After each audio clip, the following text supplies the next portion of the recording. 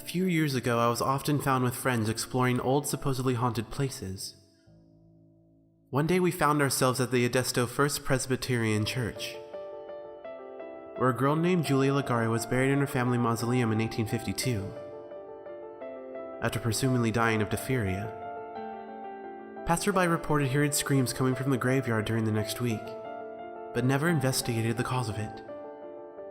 15 years later, when they opened the door at the mausoleum to enter the next family member who died, they found her skeleton huddled in the corner beside the door. Streaks of dry blood remained as a monument to her fierce struggle to escape fate. Well, when we got there, my friends thought it would be a funny idea to shut the heavy stone door of the mausoleum behind me and leave me overnight. I was stranded, unable to move the stone slab without any help. For what seemed like an eternity, I struggled in vain, just as Julia once had. Eventually, in the complete darkness, I had no choice but to resign myself to the night ahead of me. I've never been claustrophobic, but the stale air held a pressure that made breathing hard. It felt like an overwhelming sadness was literally pushing down on my shoulders.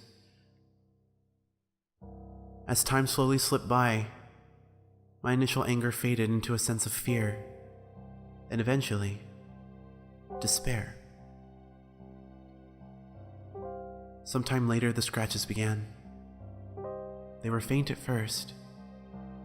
I was sure it was my imagination, but they seemed to become louder, clearer as time passed, seemed to become more frantic. There was no doubt that something was trying to get in the door, or trying to get out. I huddled into one of the corners farthest from the door and covered my ears, but nothing could drown out the sounds. It only lasted a few minutes, but each second was an unbearable eternity. I grew so distraught that I finally screamed, or thought I did, until I realized that the voice was not my own. It echoed through the dark, tiny confines of the mausoleum. It was a wail of unrestrained pain and absolute overwhelming fear. Moments later, I realized that the scratching had stopped.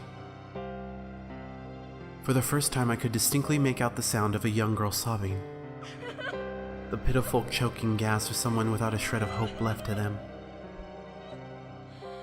I felt such sorrow at the moment, such pain, that I think I forgot how to be afraid. In my heart, all her suffering seemed to resonate. The invisible weight of sadness I had felt all along became crushing. Tears filled my eyes as I shook, my entire being racked with grief. Inexplicably, I even found myself apologizing out loud for what had happened to her between ragged breaths. Some part of me was so wrought with pity that I wanted to reach out and hold this girl in the darkness. A part held back only by the fear that something might truly be there to hold. I can't say if she heard me or was even aware of my presence. The sobbing never stopped, and the scratching at the door soon started anew. At some point, I must have passed out from hyperventilation. When I awoke, it was to the sound of the stone slab as it fell away from the doorway and landed on the ground with a thud. Even the pale gray morning light was blinding after the absolute darkness. Thinking my friends had come back, I rushed out into the foggy morning and sucked in a mouthful of fresh air. I was shocked to find nobody around, but more eager to be away from that place. I stumbled around the front of the church and went into a small unlocked prayer house. I think previously it was a segregated mini-church for slaves, but regardless, I collapsed against the door and waited, distraught until my friends finally arrived. I approached them as they clustered around the fallen door. Two of them were kneeling next to it with faces of shock. I was sure they must be wondering how I could move it by myself. In the glowing light, it was clear. There were dry, bloody streaks covering the interior of the door. Some had light scratches where nails had grated across the surface.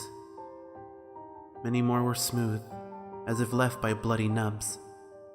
When they noticed me, they all jumped. I saw fear in their eyes. My anger must have been clear. They looked down at my hands, thinking I had torn them open in my escape. Then they shared a horrified look amongst themselves.